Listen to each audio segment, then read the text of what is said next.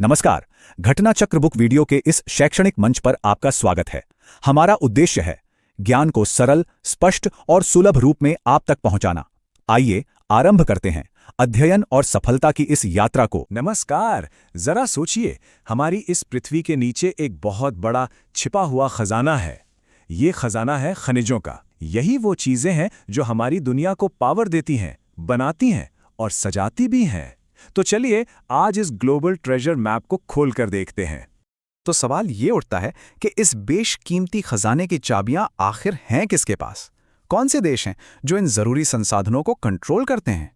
ये एक ऐसा सवाल है जो हमें सीधे ग्लोबल पावर और इकोनॉमी के सेंटरों में ले जाता है। अच्छा, इससे पहले कि हम आगे बढ़ें, ये समझ लेते हैं कि खनिज आखिर होते क्या हैं। बिल्कुल आसान भाषा में कहें तो ये वो कीमती चीज़ें हैं जो हमें कुदरत से मिलती हैं और हर एक की अपनी एक खास केमिकल पहचान होती है। ये सोना भी हो सकता है, कोयला भी या फिर लोहा भी। तो चलिए शुरू करते हैं। सबसे पहले बात करते हैं एनर्जी की। वो ईंधन जो हमारे गाड़ियों, हमारे घरों और हमारी पूरी इंडस्ट्री को चलाते हैं। और हाँ, जब भी एनर्जी की बात होती है ना, तो सबसे पहले जिक्र आता है जीवाश्म ईंधन का। ये असल में लाखों साल पुराने पेड़ पौधों और जानवरों के अवशेषों से बने नेचुरल फ्यूल हैं। इसमें कोयला, कच्चा तेल और नेचुरल गैस सब आ जाते हैं। अब ये बात बहुत दिलचस्प है कि कोयले का राजा कौन है?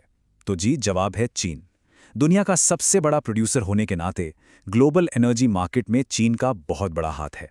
और ये दबदबा सिर्फ एनर्जी तक ही नहीं है, बल्कि स्टील और मैन्युफैक्चरिंग जैसे सेक्टर्स में भी चीन को एक जबरदस्त बढ़त देता है, जिसका असर पूरी दुनिया के बाजारों पर पड़ता है।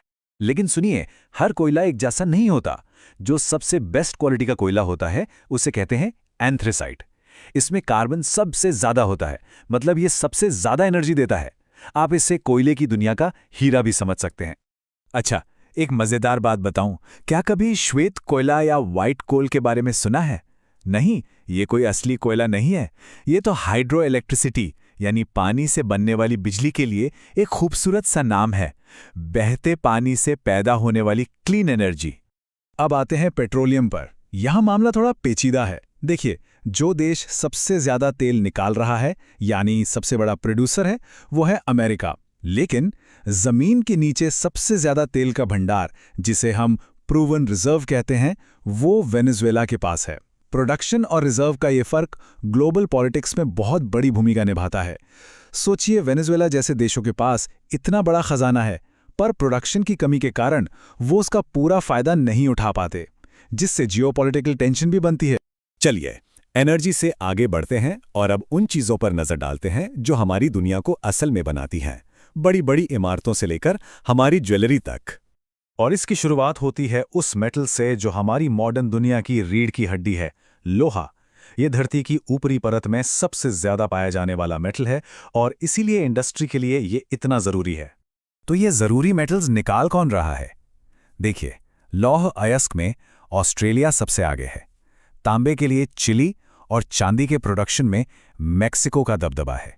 कभी सोचिए, चिली का तांबा हमारे घरों की बिजली के तारों में दौड़ रहा है और मेक्सिको की चांदी हमारे फोन और लैपटॉप के अंदर है।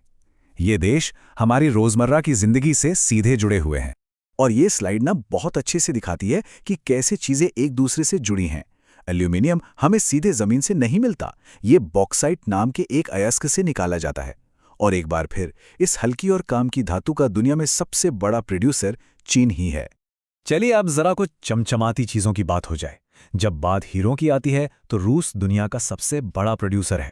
और अगर सोने के सबसे बड़े भंडार की बात करें तो ऑस्ट्रेलिया सबसे आगे है। ये सिर्फ लग्जरी की बात नहीं है, इन कीमती चीजों पर कंट्रोल इन देशों को बहुत बड़ी आर्थिक और राजनीतिक ताकत भी देता है। और भाई, जब सोने की बात हो रही हो तो जोहान्सबर्ग का जिक्र तो बनता है। दक्षिण अफ्रीका का ये शहर सोने की खादानों पर ही बसा था और आज भी गोल्ड माइनिंग की हिस्ट्री में इसका एक बहुत बड़ा नाम है। अब हम उन खनिजों की दुनिया में चल रहे हैं जो हमारे आने वाले कल, हमारे टेक्नोलॉजिकल फ्यूचर को बना रहे हैं। ये वो एलिमेंट्स हैं जो हमारे स्मार्टफोन से लेकर स्पेसशिप तक हर चीज में जान डालते हैं। जैसे टाइटेनियम को ही ले लीजिए। ये इतना मजबूत और हल्का होता है ना कि एरोस्पेस और एडवांस्ड इंजीनियरिंग के लिए बिल्कुल परफेक्ट है। और यहां भी सबसे बड़ा खिलाड़ी है चीन। टाइटेनियम पर यह कंट्रोल चीन को डिफेंस और एरोस्पेस जैसे बहुत ज़रूरी सेक्टर्स में एक स्ट्रैटेजिक बढ़त देता है। यहाँ दो और बड़े इंपॉर्टेंट एलिमेंट्स हैं। एक है रेडियम, जो अपनी रेडियो एक्टिविटी के लिए जाना जाता है। इसे पिच ब्लेंड नाम के मिनरल से निकालते हैं। दिलचस्प बात यह है कि पिच ब्लेंड असल में यूरेनियम का ही एक अयस्क है। और दूसरा है यूरेनियम, न्यूक्लियर एनर्जी का फ्यूल। ये इतना ज़रूरी है कि कनाडा में इसके नाम पर एक पूरा शहर बसा दिया गया, यूरेनियम सिटी। तो इन सब बातों का मतलब क्या है? ये हमें हमारे आखिरी और शायद सबसे ज़रूरी सवाल पर ले आता है कि कैसे इन खजानों का बंटवारा दुनिया में ताकत के समीकरण को तय करता है। इसका सबसे बड़ा उदाहरण है ओपेक, यानी पेट्रोलियम एक्सपोर्ट करने वाले देशों का संगठन। इसका हेडक्वार्टर वियना में है और ये संगठन दिखाता है कि कैसे तेल से अमीर देश एक साथ आकर दुनिया के मंच पर अपना प्रभाव डालते हैं, तेल की कीमतों से लेकर उसकी सप्लाई तक को कंट्रोल करते हैं। और यहीं आकर हम एक बहुत बड़े सवाल पर रुक जाते हैं। जब मुट्ठी भर देशों के हाथ में दुनिया के सबसे ज़रूरी खजानों की चाबियां हों, तो इसका देशों के आपसी रिश्तों पर क्या असर पड़ता है? कैसे आपसी सहयोग बढ़ता है या फिर भविष्य में और भी ज़्यादा कंपटीशन और टकराव को जन्म देता है? ये एक ऐसा सवाल है जो आने वाले कई सालों तक हमारी दुनिया की दिशा तय करता रहेगा।